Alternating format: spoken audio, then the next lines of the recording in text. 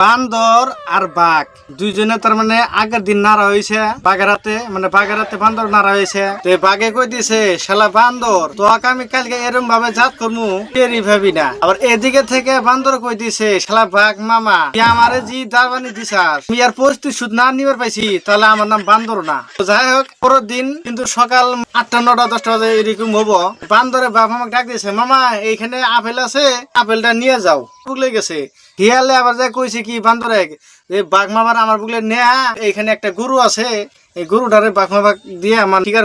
বান্দর আবার কি করছে, বাঘ মামার বুগলে গেছে যে বাঘ মামা ধরা পড়ছে, ওটা তোমার বুগলে যাবার গেছে।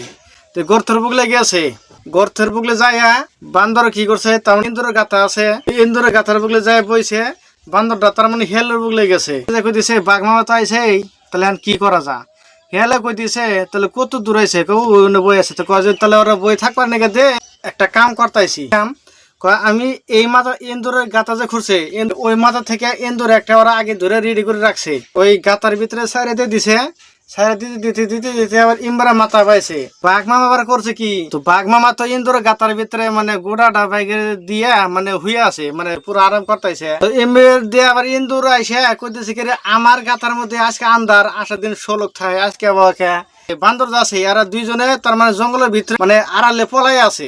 দেখি এন্দুর কি করে, এই এন্দুর আবার করছে কি, তুমি দেখছে কে আমার রাজ্যের ভিতরে আজকে আন্ধার, আসার দিন 16 থাকে আজকে বাবাকে। এন্দুর আবার করছে কি, মুখটা না করে গুড়া দিছে কামড়, যখন মাত্র কামড় দিছে তখন মানে উঠতে সারা বাঘ মামা।